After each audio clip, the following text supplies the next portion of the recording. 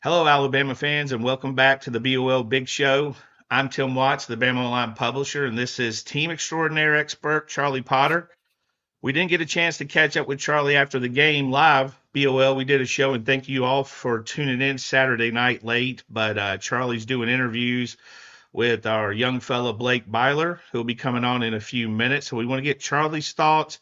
And again, a reminder, the BOL Big Show is the only show of the week we do with all the BamaOnline.com talent. We get Charlie Potter, Blake, Jimmy Stein, Andrew Bone, and Joseph Hastings, both recruiting experts. Andrew dips his toe into the team as well. But we're here to cover it all, and we're glad to have you here with us.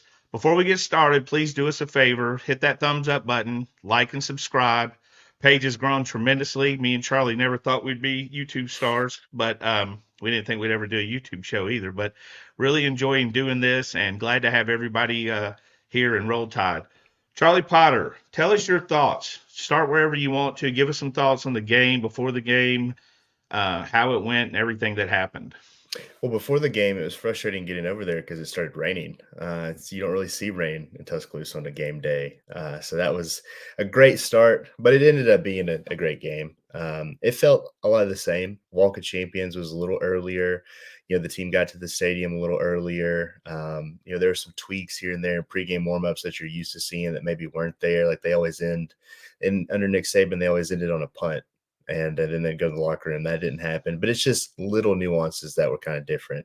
But it felt like an Alabama game day, and I think a lot of people were excited, and rightfully so, because what they saw on the field was an explosive team, both on both sides of the ball. I think the big plays by the offense, that was encouraging.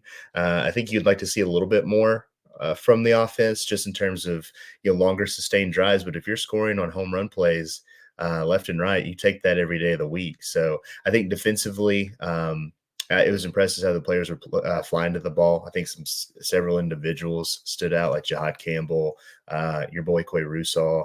So there was a lot of guys, I think, that got a lot of playing time on the defensive side of the ball, which was a little different. We saw a lot more rotation, especially on the back end. But overall, outside of, I guess, the Caden Proctor situation, you couldn't be happier with a season opener if you're Kalen DeBoer. Were you surprised? Let's speak about the rotation because that might have been the most surprising to me because even under Nick Saban, you didn't see a lot of those young guys. I mean, I remember we barely saw Bryce Young at all the year Mac Jones was a starter. He'd come in and hand off 3 times, punt. Next thing you know, he was down on the ball. But to see guys early and often, I mean, James Smith just thrown out there, young DBs thrown out there by the bushel load. Give us some thoughts on that and how surprising that was for you. I think I kind of expected it. Mo Linguist has hinted at it most of preseason. I don't know if I expected it so early because you saw Damani Jackson and Xavier Brown start the game at corner. But on the second series, we saw Zay Mincy and Jalen Mbakwe. And I think if Deshaun Jones was healthy, he would have been out there as well. It's not like he was dealing with a little bit of an injury. He was able to play, but they played him a little bit later just to get him some reps. But yeah, I mean, they played all 14 scholarship defensive backs, and 7 of them, on my count, it could be more, played like in the first half, played meaningful minutes. That includes Bray Hubbard at safety and Red Morgan at Husky. So I think that was a little surprising because, yeah, you're right. Under Nick Saban, we saw rotation, but it was mostly like along the defensive line. Your inside backers, heck, even your outside backers, you didn't see much of a rotation there. You didn't really see it at all in the secondary. So to see so many guys on the defensive side of the ball in particular, going in and out of this game, I think it was a little surprising. But Kane Womack has used the word experience all preseason, all spring long, because they're kind of lacking that in a lot of areas. So these guys are starting to get that. I think it's a beneficial thing to do it early because they might tighten up those rotations later in the year, especially in bigger games against, on the road at Wisconsin or against Georgia in week 5. But I think these first 2 games will be able to do that. And for those guys to play well, it has to be an encouraging sign. Yeah, I know from a recruiting standpoint, it doesn't hurt because you immediately game one take away we don't play freshmen Right. mentality that other schools are going to use against Alabama. Of course, they tried to use it against Nick Saban. It didn't really work a lot. I tell you, I agree with you. It's a weird game from the rain to the first quarter. The first half was a very weird, was it 21 plays, 21 plays total for the offense, but so much explosion. Things happen so fast. What stood out to you on the offensive end? What are some of your first half thoughts there? Well, I think they would have gotten off to a better start had they not had the weird helmet communication issue. Tell us about that. So the headsets on Western Kentucky sideline weren't working to begin the game. So by rule, at least that's what the officials said, then Alabama can't use theirs as well. So that means there's nothing wrong with the in-helmet communication. It's just the headsets weren't working. So that meant that Nick Sheridan, Alabama's offensive coordinator, who was one of two assistants in the press box, had to come down and call the game from the sideline because he can't use his headset. There's no way to Right. communicate. And so that was an adjustment. I mean, Alabama went 3-and-out in its first series, and I think people probably groaned a little bit, but you don't usually have that happen if you're Nick Sheridan and Kalen DeBoer. Kalen DeBoer said he's never had it happen. So a little bit of adjustment, but then they did well. You saw the big plays to Ryan Williams. I think that's encouraging. I think the big gains and touchdowns in the run game excited a lot of people because I think that everybody wanted to see those running backs. But yeah, I mean, explosiveness, efficiency. That's the way that I would describe this offense when it's clicking. And I think for Jalen Milroe, I think on both of those long touchdown passes to Ryan Williams, he wasn't his first read. So he's going through his progressions. You see improvement from Jalen. And you still see his explosive playmaking ability with his legs on some of the runs he had. He probably held on to the ball a little too long a couple times, but first game, I think he's trying to do the right thing, and he also showed a willingness to take off and run. And again, this is a team and a point in the season where you're not really tipping your whole hand. You're saving some things. You're not going to show everything against Western Kentucky, especially if you're having all these explosive plays. I'm not sure it's possible, but Jalen looked even quicker to me. Like when he took that play up the left side, he was gas. I mean, he was gone. I agree. Both of his passes, Ryan, were excellent. I mean, I know Ryan was wide open, but he gave him a catchable ball, didn't have to really break stride, easy Mhm. walk in, because we've seen him miss that throw. Not Jalen. We've seen every quarterback almost miss that throw at some point. You want to make it as easy as possible. And his second one, stepping up in the pocket, and we've talked about that a lot on the BamaOnLine roundtable, was a thing of beauty. I mean, that was a bullet. Ryan again, 17 years old, ridiculous to have not only that skill set, but the poise to go across the middle, make that catch because he's exposed. He's exposed, and then to get in the end zone was just huge. Now, what was the deal? What was your take with the helmets popping off, too? The offensive line to me, between Proctor, the headsets, a helmet came off or so, right? All that seemed kind of to make it a little bit out of character for the offense, things they didn't expect, you can't anticipate. No, yeah. Kalen DeBoer mentioned that after the game because you start the game without Caden Proctor. That's already kind of a surprise. And then on the same play, Booker and Brailsford's helmets come off, That's and crazy. you never see That's that crazy. on the same play. So then your entire left side of the line in the center position is guys that you didn't anticipate starting the game, at least for one play, because that's by rule they have to come off the field. Hmm. So there were a lot of curveballs, I think, in this game. Whether it was the Proctor injury and pregame warmups, which he sounds to be he's going to be probably week to week, but it's a much more positive prognosis than some of the couch doctors we had on the message board. But Mm. then you had in the helmets popping off, the helmets not working, or at least not being able to be used early on. There were a lot of unique circumstances for Kalen DeBoer's first game, but to still be able to go out there, hang up 63 points. And I thought the defense, and this is changing gears a little bit, but the defense had some opportunities to score too. I think, maybe one or both of Keon Sabb's returns could have First gotten one in for the end sure, zone. yeah. I Well, the think, second one, I think. Yeah, the yeah, second one, wrong cut. Deontay Lawson could have had an easy pick six had they been able to catch the ball on a pass that he jumped. They just had some opportunities, probably left some on the table, but it's nitpicking. They won 63-0 and Well, that's what we got out of the do. game without injury. That's what we do. We nitpick 63-0. I had friends texting me things to work on, and I was like, dude, I've seen that game 42-19 in the fourth quarter, and that team driving inside the 20, and you pulling your hair out. So uh, I agree with you. They also had one play. I can't remember. I think it might have been Robinson who had the big hit on the sack. I don't know how TJ Finley didn't fumble that ball. Do you remember the one I'm talking about? I mean, he was hit. How that ball didn't come loose, that's probably a scoop and score. A lot of defenders back there. I also thought the defense kind of was like relaxed after early on. They could have got to that quarterback pretty consistently, I felt. But I think they wanted the defensive line to work. And I think Kane Womack did what we used to see with Nick Saban in the secondary, let them get reps. Because if you're rushing that quarterback, they're not really running and they're not really, defending like they're going to have to get used to down the road. All right, we're going to add in Blake Byler, Charlie's right-hand guy who comes in. Y'all be nice to the young fellow. Last week they were talking about how blitzed he was. He's not blitzed. He's redheaded. He is not blitzed. He's redheaded. Our eyes stay red when we're young. That had a bunch of people go, dude, what's going on with Blake? I said, Blake's fine. He's been in the sun. It hurts us. What's up, Blake? How are you doing, man? It's also really early to be blitzed. Yes, that's what I told him. No kidding.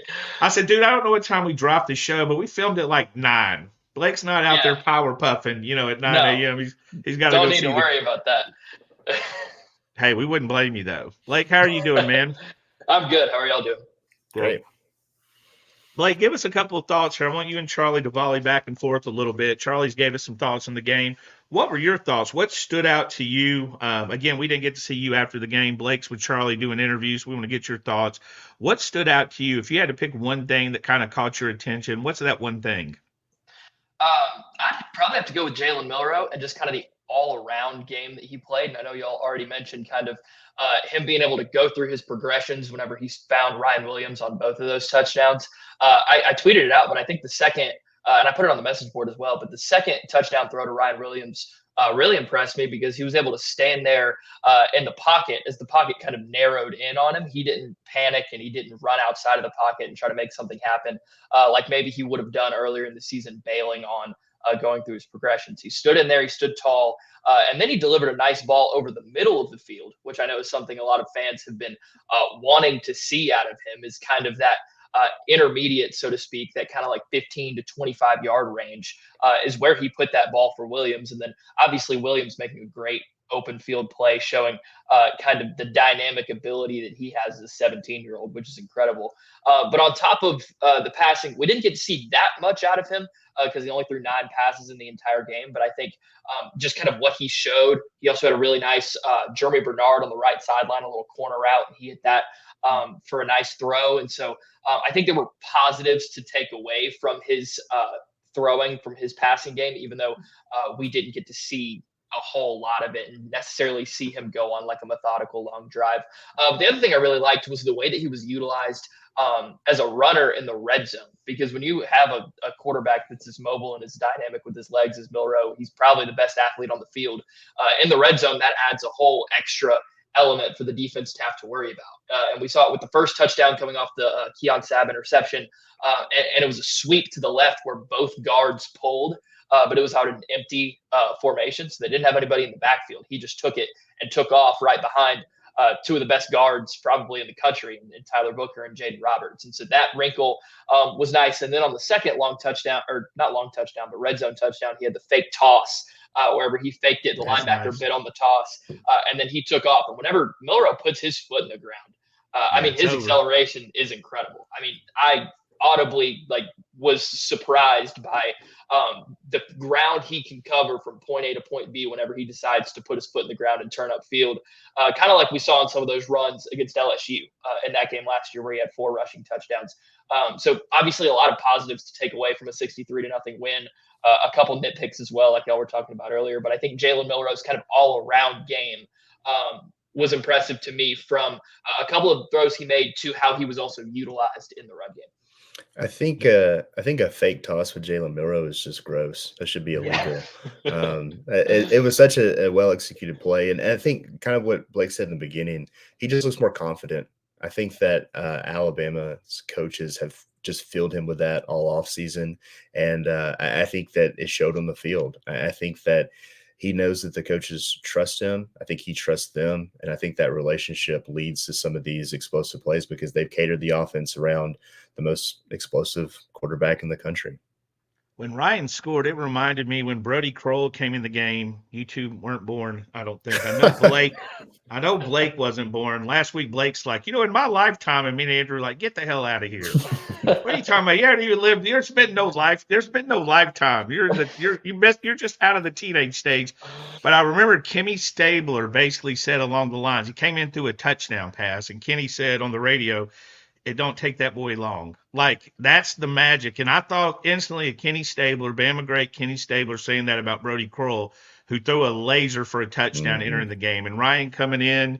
Because I think a lot of people, especially if you follow recruiting, want to know what Ryan's going to do, when's he going to do it. And for him to do it back to back, big plays, make it so easy. He made it look so easy too. And again, Blake, I agree with you about Jalen. I told Charlie earlier, he kind of looks quicker to me. I don't know if that's possible, but that sweep to the left, that was like game over. You guys got any thoughts before we get out of here on South Florida? We got a few more minutes. It's too early for you guys to get into some preparation. It's a little bit of a revenge game after last year, right? Jalen's first time seeing South Florida. Yeah, I know we're not going to talk to Jalen this week, which is a little bit of a bummer, but I understand it. I do think that there's a little bit extra juice for some of the guys that are coming back.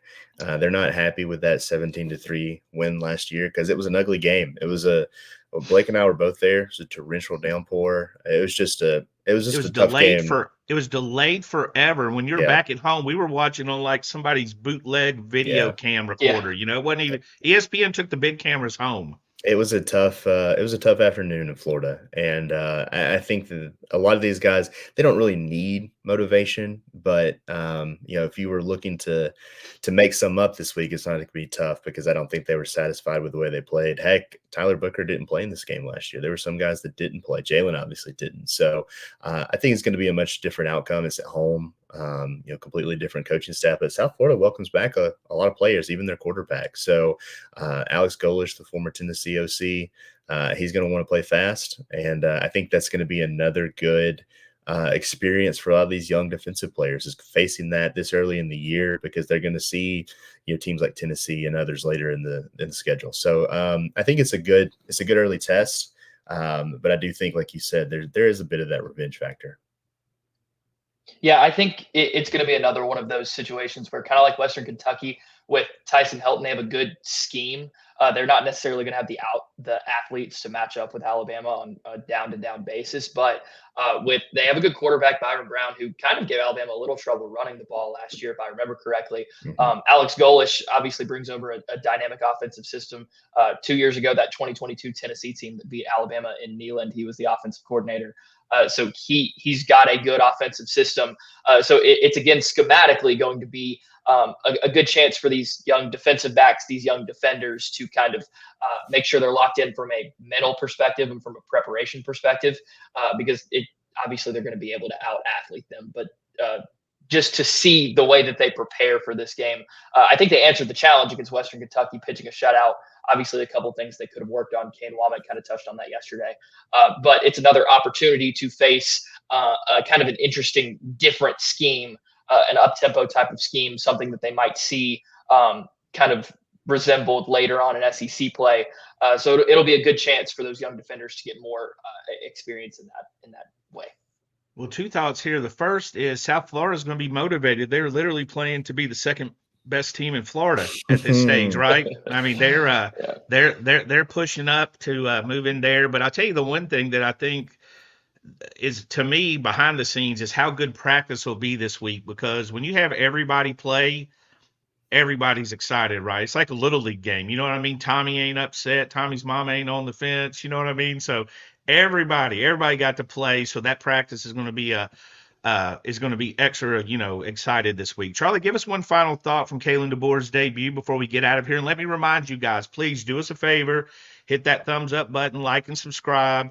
Charlie will have a breakdown later in the week, preview of the South Florida game that'll drop towards the end of the week. Blake will be jumping in on there. We'll have some more thoughts on some of our other shows, but give us one final thought to get out of here on Kalen DeBoer's debut. I think it was successful. He didn't really talk much about it. He's pushed the attention away from him, which, if you've spent any time with Kalen DeBoer, is not surprising. But to see the team give him the game ball in the locker room afterwards, that's really neat. I think that they understand what he has meant to the program coming in after Nick Saban retired, the way that he has almost made it a seamless transition. I think these guys like playing for him. And while it was a sellout to be expected.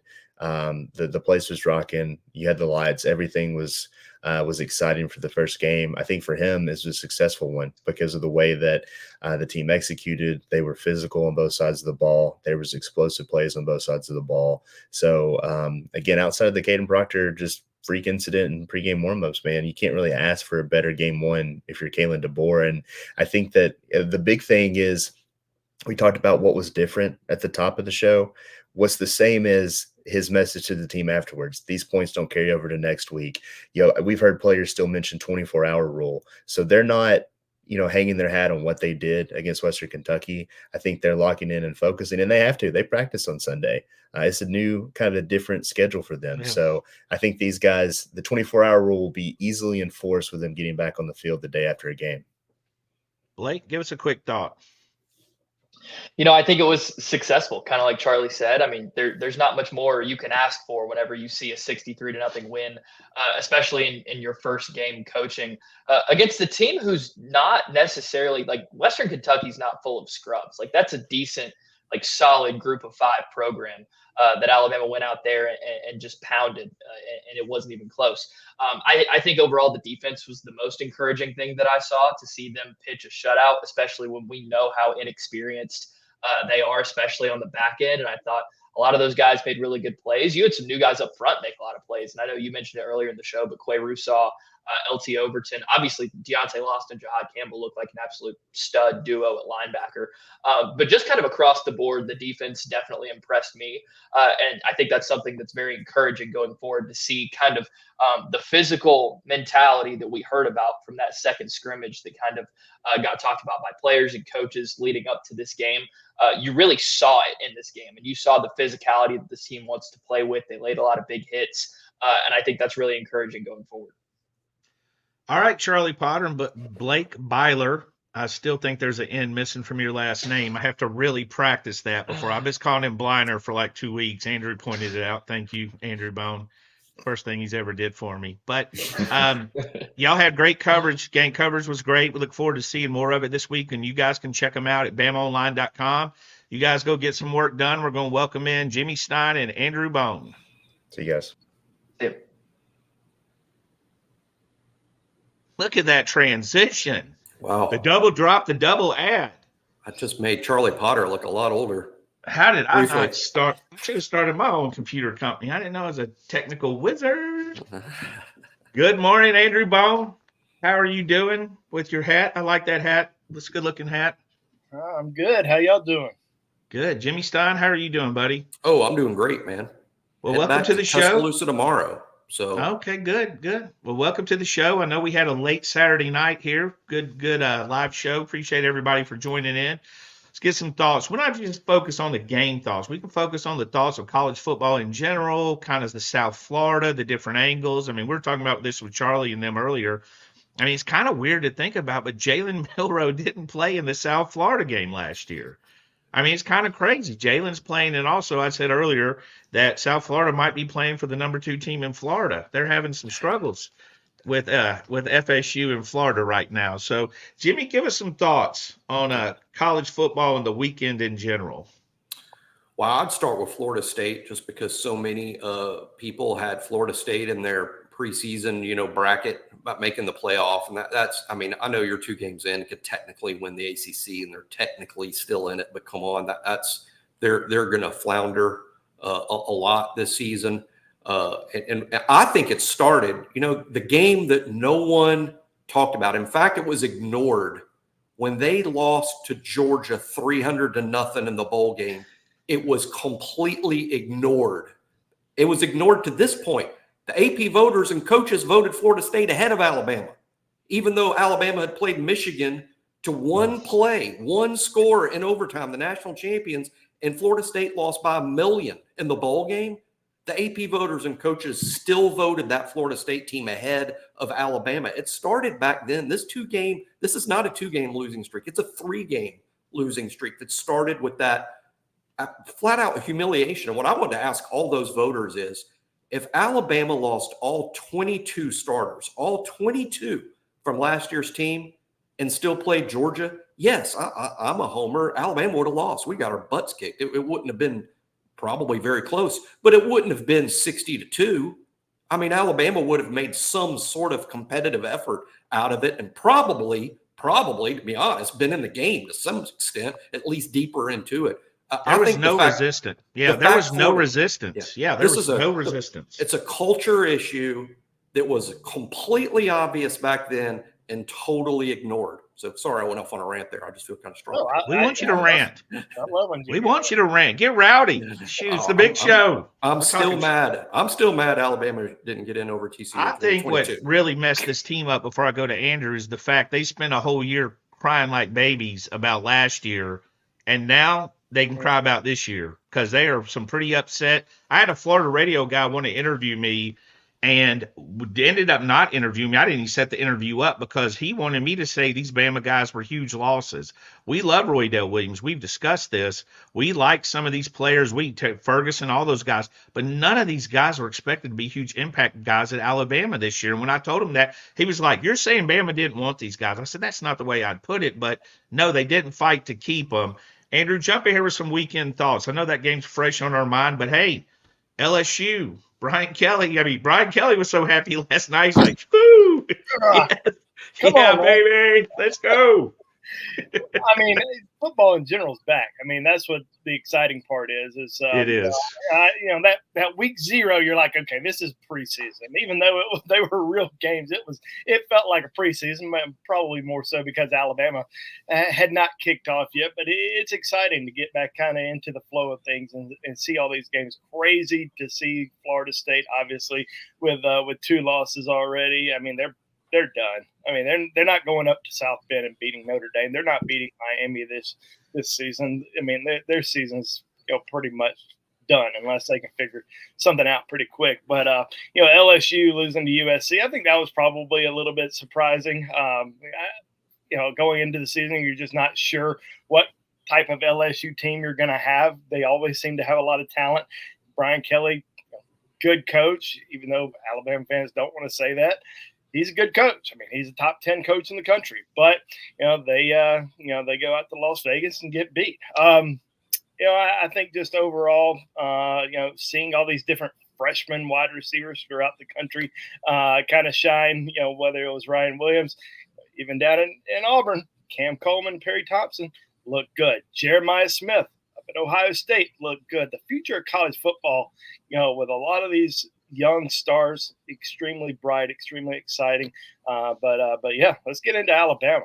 That's what I want to talk about. Andrew, I dare you to go to Shay Dixon's board right now, our LSU publisher, and post Brian Kelly is a good coach. They are so mad. He is a good coach, but they are so mad they're going to drive to your house and murder you because look,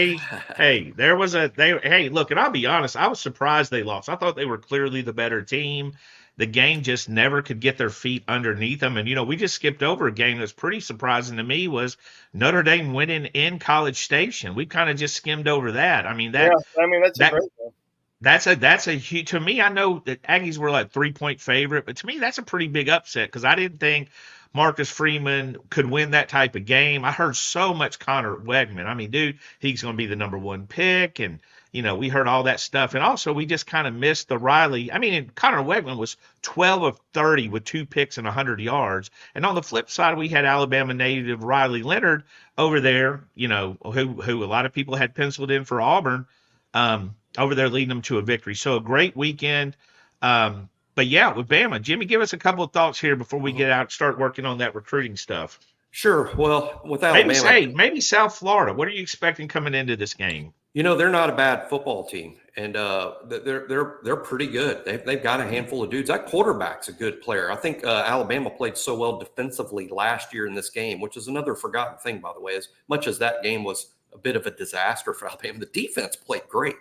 Dallas Turner is awesome. They held South Florida to 3 points, and offense is kind of their thing. That quarterback, Alabama held him to, I think right around 100 yards passing And he did rush for 92 yards. But this is a guy who like threw for 3,000 yards last year and rushed for like another 1,000. I mean, this guy's super productive. He's a big kid, 220 pounds. Alabama just did such a great job in the game defensively. I don't think a lot of Alabama fans realize how good that team is offensively because the defense snuffed them out. Now, offensively, it feels like a revenge game, which is sort of funny to say considering you won the game a year ago, but it feels like a revenge game. And the guy I'm watching this week is Jalen. You know, Jalen Milroe, he seems to be the kind of kid who plays best when he's mad, or he plays best when there's a chip on his shoulder and he wants to prove to the world that he's a good player. Hey, this is his week. He gets to show everybody, hey, you know why that South Florida game was close last year? Because y'all didn't play me. I mean, he's that type of player, which is great because the greats motivate themselves in ways. And I think Jalen's going to find a lot of motivation. I'm expecting a real big game from him on Saturday. Andrew? Yeah, I mean, like Jimmy said, I mean, it does feel like a revenge game. And I don't think, South Florida in their first win against Bethune-Cookman, I think it was 48-3. Yeah, they probably didn't show a lot because, Bethune-Cookman. And you got Alabama. They want to walk into Bryant-Denny Stadium and shock everybody, obviously. And they, they're going to have some confidence after what they were able to do last year. But it is a completely different Alabama team, from that game. And it was a completely different Alabama team the week after that game. I think they're going to be motivated. The players know it was a terrible performance. They're going to be fired up. Jalen's going to be fired up to go in there. I think the crowd's going to be outstanding. Nick Saban field dedication on Saturday. Pretty awesome. Yeah, there's going to be a lot of it's going to be loud in there on Saturday night, especially the way the guys performed this past week. I think what I'm going to be watching very closely is the tackles, because we had some, there were some issues last year in that game. They were able to get to the quarterback last year, and that was what caused a lot of problems. So, with Caden Proctor being out, Elijah Pritchett, I thought for the most part, Elijah Pritchett came in, a position that he's not used to playing at that left tackle. Coach DeBoer mentioned it on Monday that he's gotten in there a little bit during fall camp, but not much. So going in there, stepping in when he was needed, great for him to go in there and get some repetitions. But he's going to have a big game on Saturday night, to protect Jalen. But at least Jalen's got some speed and can and can make some plays with his legs if the pocket collapses. An underrated aspect of South Florida's game was moving that almost safety guy to defensive end who just wreaked havoc. I mean, that's a small guy. He's quick. I mean, most of your offensive tackles are going to struggle with the guy that's small and quick, and obviously he has some disadvantages. But if he gets around that edge and bends, I mean, that was trouble. That guy wreaked a mess, and I think that was his first game there. Maybe he was injured. I remember there was a story because I was looking him up, going, "Who the heck is this guy?" But he caused a lot of problems. But hopefully, a much better game than last year. Again, just a terrible. Just Tyler Buchner started. The rain came in. I just remember Dallas Turner playing his ass off. And I remember Ty Simpson threw a beautiful pass to C.J. Dupree in a big moment. One of the best passes. There's passes you remember for whatever reason. Jalen against Mississippi State to Smitty. I'm always going to remember Jalen Milroe to Ryan Williams across the middle. And I remember that pass for Ty Simpson for some reason because oddly enough, it was huge. That was huge to get him down the field. So, Jimmy, we're going to let you go and do some recruiting. We'll be seeing Jimmy Stein later in the week, of course, and doing some more stuff. He'll be on the game preview later in the week and then some of the other shows. But, Jimmy, we appreciate the stuff you do. We're going to get out of here and bring Joseph Hastings in. See you, Jimmy. And Joseph told us he'd have his shirt off. I feel like we've been misled, Andrew. Well, that's why it's taking a while to load. I don't know who your sources were for that one. Yeah. Welcome in, Joseph Hastings.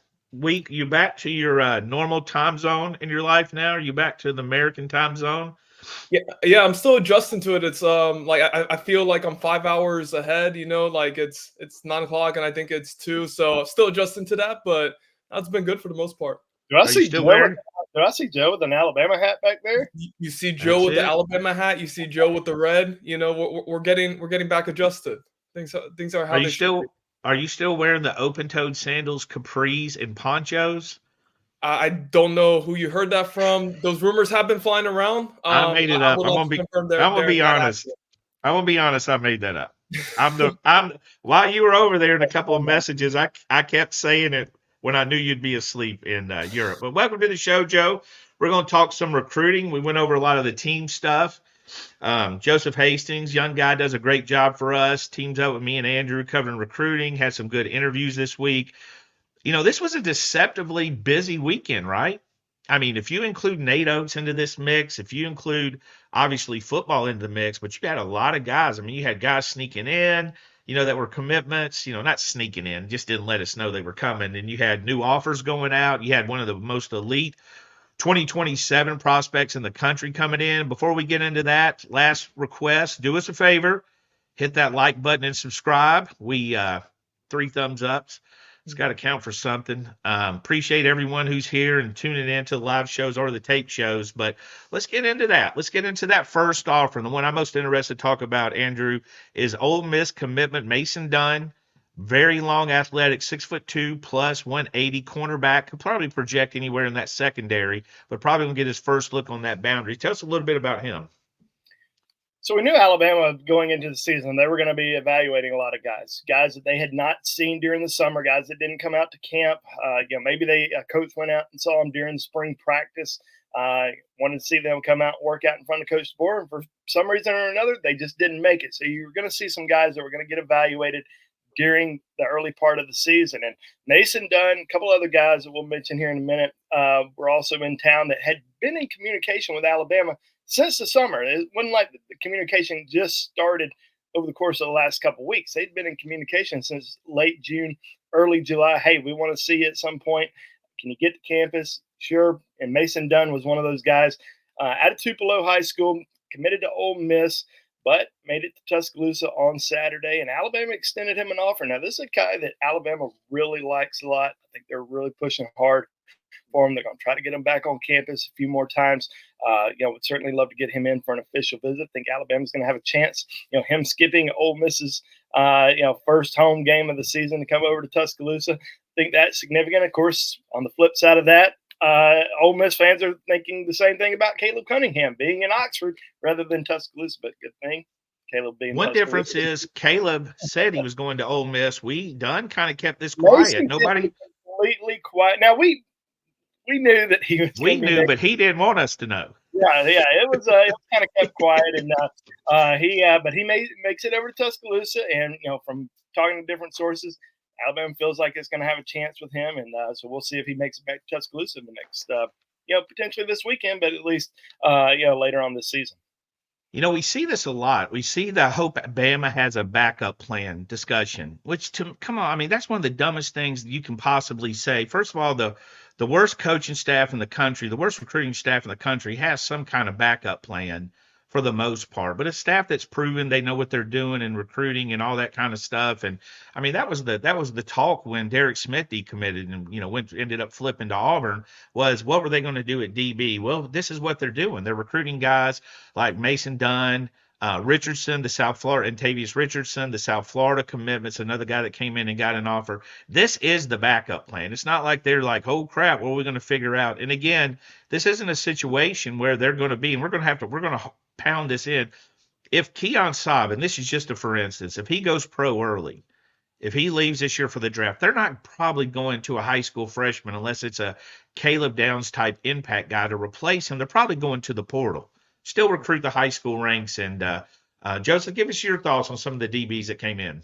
Yeah, and Tavius Richardson, you mentioned him out of Greenville in Georgia. Bone wrote previously about that previous communication with Alabama going back to late June, early July. He was actually visited by multiple members of the staff earlier this year during one of the contact periods. Freddie Roach, Kane Womack, Colin Hitchler stopped by and saw him. So, their communication has been going there. This isn't, like Derek Smith flipped and, they're scrambling type of deal. Communication has been ongoing. He visited Alabama. An offer was expected heading into the visit. He did end up landing that offer. Waiting to see what happens from here with him, which visits he ends up taking. Will he be back at Alabama for that USF game? He's committed to USF. So That would make sense. When does he get back for an official visit? And that's just kind of same case with Mason Dunn, to see when they get back on campus for an official and go from there. But Alabama, once again, they're not scrambling. They've been in communication with these guys. They've done their evaluations. They've seen them. So, and Mason Dunn, Bone talked about him. He's a top 150 player on three. I believe on three is ahead of the game with him, and could potentially increase his stock this senior season. So, Alabama got a couple guys in, got a couple offers out, and, some others we're still monitoring. Let's talk about our Mississippi guys, because they don't get talked about enough. The one thing is with recruiting where you got to, it's like standing in the pocket. Like last night, this week, Dawson Merritt was reported visiting Nebraska, and people literally acted like he flipped. Like, seriously, like I walk in like, dude, what are we doing right now? What I don't understand. He's been in communication with the Alabama staff. He has a great relationship with Christian Robinson. All of that still is recruiting, and they got to finish. But I'm not sure what else you want to do. Visiting isn't flipping. These kids are going to take visits. They didn't. Most of these guys don't hide their visits. Caleb Cunningham said, I'm going to go visit Ole Miss. If they're not hiding the visit, that's probably the one. If they're not visiting you but visiting them, that's the one to get a little bit worried about. And that's what happened with Derek Smith. He chose to go to Auburn, skipped Alabama on Sunday. Well, that's, what do we always say, Andrew? Yeah, follow the visits. Follow the visits. I mean, Joe, that's standard. So, getting in there. But I tell you the big news to me, because he's been so talked about. And I'll tell you one thing that's even more hilarious. But Turbo showed up. Anthony Rogers showed up on campus. A.K. Deere snuck onto campus. So the two running back commitments were on there. And again, he just didn't let us know. A.K.'s not the most vocal young man, but he did show up on campus. So let's talk about those running backs, Andrew.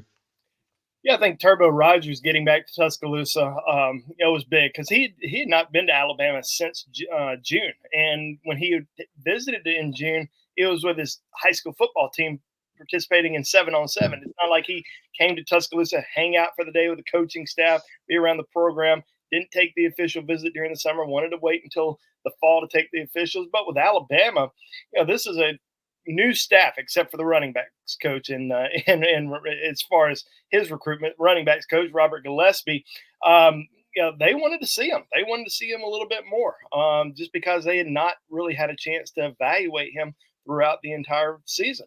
This wasn't a guy that was recruited by Coach DeBoer. So the relationship, I don't think was really that strong. Robert Gillespie's relationship with Turbo was great and has been great, and they've communicated extremely well throughout the year. But I think Alabama still wanted to kind of, figure things out with Turbo, see where his head was at, because he did take visits to Georgia, to Ohio State during the summer. How solid was he? So he comes back to Tuscaloosa on Saturday, spends time with the coaching staff, has had a great start to his senior season at Carver High School in Montgomery. This guy that transferred from Pike Road in Alabama after a great freshman and sophomore year to IMG Academy as a junior. Kind of got behind, some of the seniors that were there, highly ranked guys, ends up coming back home, starring at Carver these first two games of the season. And Alabama, continuing to build that relationship with him. I think things are going extremely well. Now, he may still take some visits this fall, but I feel a lot more comfortable about where things are with Alabama and Turbo after this past weekend than probably we have in the last 8 or 9 months. Joe, talk about A.K. Deere a little bit. I know he's committed, but a lot of people actually don't consider him committed because of his area code, his zip code. So jump in there, give us a little bit about him visiting and everything surrounding him.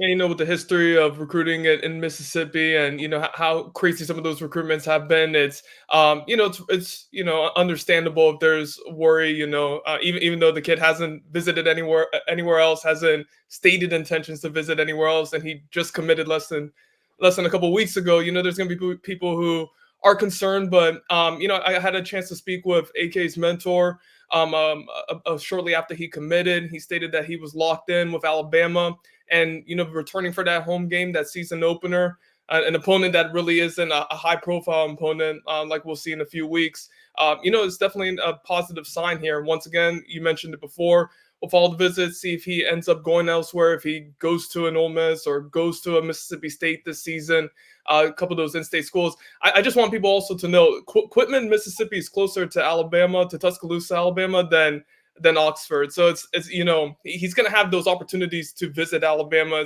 It's not too far of a drive for him, and could be like a Daniel Hill type situation where he gets on campus often this fall. So but AK had a good start to his season. Had over 100 yards rushing. I believe multiple touchdowns in his team's 22-6 victory over Meridian, which is where Daniel Hill went to school. But the connections are there. He's got Daniel. He's got now, Caleb committed in this class. Some of those Mississippi guys, loves Alabama's running back tradition, their history. It was his dream school. So just a lot of positive signs there in his recruitment. I talked to a few people that saw him on campus with his family, by the way. So it wasn't just AK sneaking over. I keep saying sneaking, but AK coming over. But his family came with him, and a couple of people that saw him said they were loving it. They were having a great time. Talked to him, said he felt at home and all that. And look, we get all the the negative people that the half full people that say, well, get to the signing line. Well, that's everybody. That's from Mal Waldrop to the California kicker to Keelan Russell. We get it's recruiting. We understand it. We just don't put an asterisk by every single recruitment like other people do. But AK's made all the signs up to this point that he's been pretty firm, or he knows where he wants to go. And again, that Mississippi connection is deeper. I mean, Robert Gillespie's from Mississippi. Daniel Hill and him are close. And hey, you want your 2 running back commitments to show up and rush for 300 plus yards, right? All 5 running backs, I believe, on the roster played. And not only were just those 2, the 25 commitments there, but also we had a big 2027 visitor, Andrew. Yeah, Xavier Kroll from Jackson High School, number 2 running back in the country in the 27 class. And of course, everybody's like, "Oh, he's just a sophomore." He's in your typical sophomore. I mean, he is a big physical running back. Definitely one of the guys that is going to be one of the top overall players in his class, not just right now, but in the next 2 years. So I mean, he's already in top 15 right now for that 27 class. Alabama has already offered him. A lot of schools have already offered him, and he's going. This kid who grew up an Alabama fan too. So being in Tuscaloosa for that first home game, being around the program, he's been in Tuscaloosa several times already as a recruit. Bama's pushing hard for him. They've already got 2 commitments in that 27 class. Barack Willis out of Moody, and then Javarius Gar from Viger, also ranked in the top 4 overall in the 27 class in the state of Alabama. So they would love, a lot of people want to talk about in-state recruiting, and we know that it's a pretty big topic right now on a lot of different message boards. But I think Alabama is off to a really good start as far as the 27 class, and if they can get Kroll on board, that's good. That would be a really big win for them. I don't think it's going to happen easy. I think it's going to happen a little bit further down the road. And from a talent standpoint, if he was a senior, he'd be a top 100 guy. So it's not the talent level that we're talking about; it's the age that goes with him. Joseph, give us your thoughts on Kroll. Yeah, so I got to speak with him after his visit to Alabama. Bone mentioned that he's visited 4 times this year, and it's been throughout the year. Visited for the junior day in February, was there at the A-Day game, got to take that picture of Bryce Young, and returned in the summer too. So he's visiting consistently. Obviously, Alabama would love to get him on campus for that Georgia game on September 28th. That weekend is the same weekend, though, that UCF and Colorado play in Orlando. His teammate, Jamarian Gordon, is committed to UCF, so he's going back and forth with those 2. Going to take his visits this year, of course. He stated that he doesn't have a decision timeline in place, but those 2 Alabama commitments in that 2027 class that Bone mentioned, and Barack Willis and Chicken there out of Viger, that's his nickname. That's what he wants to be called. Think my NIL deal may be set up there in the near future, but they're recruiting him. And they made their pitch to him on Saturday, trying to get that 2027 class built. Working on those in-state guys. A lot of talent in the state of Alabama over these next couple of cycles. So they're trying to get him on board, but one of the top running backs in the country, had a massive start to his season. So definitely one we're keeping an eye on. So a couple guys we want to talk about commitments. Jackson Lloyd. So I don't know what Jackson Lloyd went up there I didn't see him. We didn't see him, but everybody that saw him was blown away. Cruising in close to 300 pounds. People saying that I had one guy that saw him, a dad, say, I thought it was a former Bama player that was coming in to watch the game. Because, there's a few guys there. You had Terry and Arnold, Kool-Aid, J.C. Latham. Nick Saban, by the way, was there. Huge, big. That's how big the weekend actually was. But Jackson apparently looks like $1 million, which isn't surprising considering if he's just going to focus on football, enroll early. We knew that he had that body type because he was at, 280 while playing basketball and baseball, year-round sports. You know what I mean? So now you get some time off and focus on that. But Jackson's looked good. But let's talk about a performance Friday night of Latzir Brooks. We tweeted out some plays. Dude just looked next level. Give us some thoughts on Latzir. Go back, to this evaluation the Bama staff had. And we get that there he's not playing against Thompson High School or Duncanville. We get it. But you know what? Most people aren't playing that level of competition. Most people are not. Someone once told me, you want your 5 stars to look like 5 stars no matter what kind of competition you're playing up against. So you want to take your wife out to, not to say that my wife is, not a bad talent evaluator, but you want her to go out there and be able to point her out or point the player out who's the star player. And I think anyone who goes out to the games would point out Latzir Brooks is that star player. That 98-yard touchdown reception he had 3 touchdowns on Friday night. He had an interception on defense. I mean, he was all over the field. And then, you talk about the competition. They were playing up against the number 2 team in South Jersey. So it was a good competition. Battle of at the beach is what they called it. 54 career receiving touchdowns for Latzir Brooks. Broke the New Jersey High School State career touchdown record on Friday night. So big evening for him. I mean, you go back to that evaluation. Alabama saw him last summer, 2023, went to Alabama's football camp, ran under a 4.40 at their camp, received an offer, not on social media. So what do we usually see? We usually see all these kids tweet out their offers and announce offers and get all excited, and you start following them a little bit more closely during their junior season. Brooks just didn't do it. He was quiet. Nobody knew he had an offer from Alabama. Goes into his junior season, has an unbelievable year. But nobody really knew about him somehow because he didn't go to any football camps except for Alabama. Went to only one football camp his entire last 2 football seasons, and that was into Tuscaloosa. So the previous staff offered him. They all leave. New staff enters the room, looks at the recruiting board, and says, all right, here are the guys who have previously been offered. Let's evaluate them. They evaluate Brooks. They bring him down to Tuscaloosa in, I think it was early April maybe. They say, hey, we like you. You have an offer here. You don't even have to come to camp. That says a lot. When you don't have to go to football camp with a new staff, they already seen your film. They love you. They talk to other staff members who were previously there. That says a lot. So I think Latzir Brooks, certainly one of those guys that is an outlier for On3 Sports, who has him in the top 100. Other sites have him as a 3-star.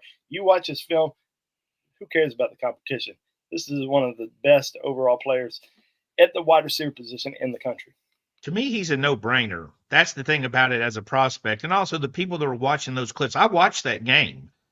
Now, hey, people, there's games that start with a kickoff and end with a whistle. You can watch the whole game. You get a much better view of how the game went. But they were shutting them out offensively until 2 minutes. That play where the quarterback went to the right side and Latzir just cut it across the field, that was their first offensive touchdown. The other was a scoop and score by the defense. So that was a feisty group. Now, everybody's comparing them to every broke leg team in the country, which is not. Me and Andrew have seen some 1A schools. Apparently, y'all have not. I've seen the 1A school where the coaches asked me to get in. You know what I mean? Hey, you be our biggest offensive lineman at 5'8". Hop in here, though. But the one thing I want to point out is Andrew's so scared of his wife that he almost called her not a great evaluator and had to apologize. That's all I'm going to say. That's all I'm going to say. And Andrew's so scared of his wife. He's like, hey, I'm not saying my wife's not a great talent evaluator. So nothing but respect. Joseph, let's switch gears a little bit and talk about the defensive line. What's happening there, what we think's going on.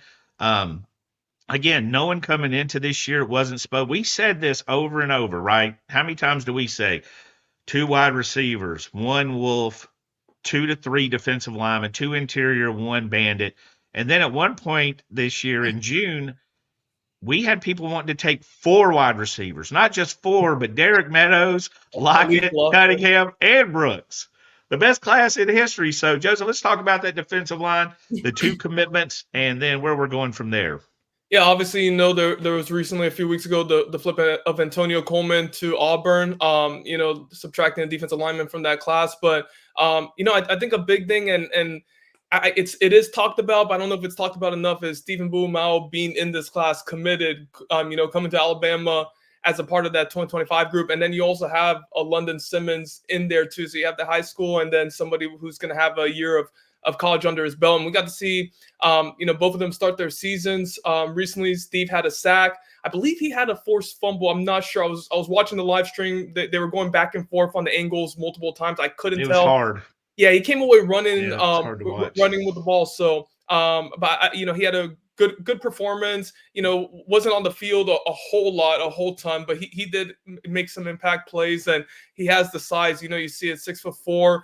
Looks like he's approaching 300 pounds. Really, that work in the weight room that we've heard him talk about and his coach talk about this offseason really seems to be showing on the football field. So I'm excited about him and his future. And then London Simmons too. He's gotten off to a really good start. First couple of games, I know he had 10 tackles, 4 tackles for a loss. He's also been playing on the offensive side of the football, playing on the offensive line. And he credited his weight loss in offseason, 40 pounds, to being able to play both defensive line and offensive line and be impactful throughout the game on both sides of the ball. People will, as we talked about Latsir Brooks, we'll talk about the competition that he's going up against, not top competition in Mississippi, but, Bo mentioned it. You want your guys, who are, high level recruits who, being recruited by Alabama staff to play at one of the best football programs in the country. You want them to show out and to stand out in that type of setting, and that's what those 2 are doing. So, that's where, and then you got Justice Terry coming in later this month, and, we'll see what else happens along the defensive line group. But these are a couple of guys to be excited about for sure. The thing about Steve is I'm convinced he's going to end up on the interior. He looked, especially after seeing that. Yeah, that's where he played. And that JUCO film, we go back to that photo with Freddie Roach. And again, Freddie Roach is a big guy, prides himself on being a big guy and working out. And, oh boy, was just dwarfing him. You know what I mean? He looks so big. He's going to be able to carry 300 pounds. Think he'll move into the interior. The one thing about defensive linemen, Alabama has a really good group of defensive linemen. Kane Womack said it when he got here. Kalen DeBoer said it. The thing about it is defensive linemen is a developmental position. All these guys on this defensive line that we think is pretty good, how many were like highly touted? Mm-hmm. How many was everybody super excited about? Now, they'll go back and rewrite history and tell us they loved Jordan Renard or Edric Hill or any of those guys. But L.T. Overton was a 5-star. James Smith was a 5-star. If he wasn't, then he should have been. He was the number 1 defensive lineman in the country. Okay, I remember some people. Funny to me because everybody says, why can't Alabama recruit these elite defensive linemen? James Smith was the number 1 defensive lineman in the country. They don't count them. Yeah. It's because every recruiting cycle is like the movie Groundhog's Day, but for the year. They don't remember. Remember on the message board, I had a guy say, Tim, there was no drama last year compared to this year. I'm like, what the hell are you talking about? We dealt with Ryan Williams and Perry Thompson. Like, what in the freaking heck are we? There's someone asking about a week after AK Deer committed, when are we going to get good news? I mean, just a week after landing back in the country. Well, what happened in June was that incredible run of Keelan Russell, dominoes dropping all the way, and it had to end with back-to-back 5-stars. Caleb Cunningham on the 13th, Ty Haywood on the 14th. So that's how this ends. So then it's like, what do we do now? It's really literally like opening all your Christmas presents, the Christmas Eve, and then, so it made sense though. But once you fill your class, we tried to say that was probably it or close to it. Only good news you're looking for is probably bad news. Somebody decommits, somebody visits another school, all that kind of stuff. I know y'all I get a lot of crazy questions. How many guys is Bama flipping? A lot of that stuff. How many are they taking? They're saving spots for the portal. We cannot get out of here without talking about Nate Oats. Mm-hmm. Like that. What's that old Simple Minds song? Don't you forget about me. Don't forget about Nate Oats. He capitalized on it, had 3 big-time visitors. that came into campus. Early reports are really good from people around the visitors. Joseph, you've had 2 on the phone. Let's talk about the 2 interviews you've done and what you came away with. Let's start with Davian Hanna, who is one of the best combo guards in the country, top 30 national. Tell us what he said in y'all's interview. And you're gonna have to, by the way, after this, you're gonna have to keep me up to date on that reference you made, "Simple Mind," or I don't know what You that know was. the song. I promise you know the song. I don't. You'll have to There's let no me way. know. There's no way you don't know this song. I If think you I do, do. we can't talk to you anymore. You're out. You're out of the club. After the show, I'll try my best at singing it. But yeah, so Davian Hanna, top 30 overall player, visited Alabama this past weekend. One of 8 scheduled official visits that he had lined up. Though I do expect that list to be cut down just a little bit for some schools to be removed. That's a lot of visits to take between now and in the middle of October. But Alabama started things off, and they started things off on a good note. He got to build those relationships with the staff, primarily Preston Murphy, who's been his primary recruiter, and then also Nate Oats. Really got to know them off the court, and that was kind of the whole point of the visit for him, is just to build upon those relationships. Got to see how he would fit into their system and their offense in particular. Loves how they run 4-guard sets. And just everything that Alabama brings to the table from an NBA style play standpoint. We have that full conversation on BamaOnLine if you want to check it out. But Alabama definitely made a really good impression on him. And they also welcomed big man Jaden Toombs on campus, a top 50 player out of Texas. Visited Alabama for his official visit. He's also got a couple of more coming up in the coming weeks. Did change his official visit schedule too, where he added Vanderbilt, who wasn't previously in his top 5. But yeah, Bama made his top 5 in late July after they started recruiting him for Peach Jam a couple of weeks before. And he got on campus. It was pretty similar to Davion Hanna. He wanted to build his relationships with the staff, primary recruiters, Preston Murphy. Also got to spend time with Nate Oats and also see how he fits into their system, how they utilize their big men. So there are a lot of parallels there. And I think the main takeaway, just talking with both of them, is just their perception of Alabama basketball. And we've talked about it a lot, but Nate Oats has really changed things. He's changed things in Tuscaloosa and how they're seen across the country. And both of them, they say Alabama's a powerhouse, and they're one of the top programs in college basketball. So very positive returns coming out of the weekend. We cannot get out of here. Well, we are going to get out of here, but we cannot get out of here without mentioning some of the quality human kindness we see at the University of Alabama, right? Lulu, the little girl who was attacked by a shark, Nate Oats was hosting her on a visit. You talking about a brave human being? Goodness gracious. Her smile is infectious. You know what I mean? And Nate Oats and them was seen, you saw some stuff with Kalen DeBoer and the reports, and I know they don't do it for show. I know these coaches don't do it for show, but the vibe you got, I mean, even when they went to the box and Nick Saban standing there talking to Kool-Aid and Terrian Arnold, and they're loving it. And Terrian also had a picture with Lulu, and then you had Terry Saban and Terrian Arnold. Terrian, tweeting out, "Can't forget my day one."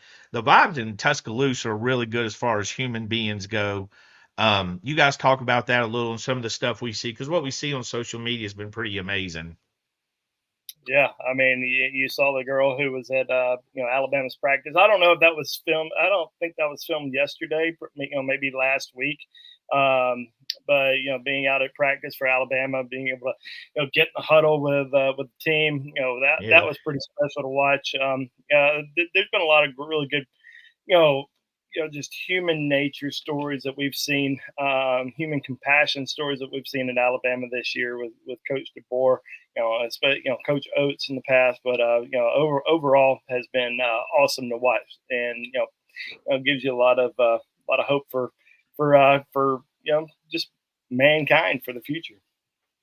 Yeah, and I've talked to plenty of parents throughout the year. The one thing that always keeps on coming back is just Kalen DeBoer and how he treats you like a person, like treats you like a human being. And that seems like kind of an easy thing to do, but with how many responsibilities you have as head coach and how many things you're doing at one time, you don't want to lose that human nature when you're talking with parents, you're talking with prospects. And that's something that we continue to hear about throughout the year. And it's encouraging to see that that's continuing on, things that would have been done in the previous regime are being done now. It seems like, if you had left the country for 8 months and had no access to internet, and you came back to Alabama and saw how everything was on Saturday and how people were treated, and just the environment there, over 100,000 fans in stadium, it would seem just like such a seamless transition. You wouldn't have even known that, Nick Saban, the greatest college football head coach of all time, had retired. So, definitely a lot of great things going on at Alabama. And the game was packed late in the game. Yes. usually people, usually that student section is already at Galette's, and they were in there until the end of the game. So, props to the students for sticking it out for. Because in the past, those big blowouts, they're usually cleared out of there pretty early. But it seemed like a packed house, all night, and I think they're going to do the same this weekend against USF. Yeah, just a good vibe. And that's the one thing about Kalen DeBoer before we get out of here. Kalen and Nate Oats, they know how to work a room. Because, look, we've had visitors show up on Saturday. That's why Saban didn't love to have visitors on game day. You don't get to fist bump and high five and hug everybody. It's not hard to blow by somebody. You know what I mean? It's not hard, rushing to get your coat on for your interview or whatever. They do a great job. And, we noticed this and we've talked about it. We're harping on it because in April they had, I don't know how many people they had coming through on top of their spring practice, getting to know a roster they had never coached, by the way. Only Roach and Gillespie had any semblance to their position. And we didn't hear a single complaint about a missed hug or a high five. We saw them, social media from the field and all that stuff. Well, we're going to get out of here. Boys, as always, I appreciate it. We'll get to the end of the week, maybe do a little bit of recruiting review, touch on a little bit more what else happens this week. But always appreciate you guys. Joseph Hastings, that hat, if you move to the left, that hat will look like it's on your head. Andrew, go down a little. Andrew, I love the hat. That's a good Masters hat. That's not even close. There you go, Joe. There we go. Boom time. Yes, I got to get me a hat. That's hilarious. Andrew, appreciate you guys. And hey, anybody looking for us, we're on the BamaOnLine.com roundtable. I promise you we're extremely active. Last night in the middle of the night, for no reason, we had a huge recruiting discussion, went several different directions. But hey, we're here for it. We live for it. So roll tide to everybody, and we'll see you soon. Thank you all.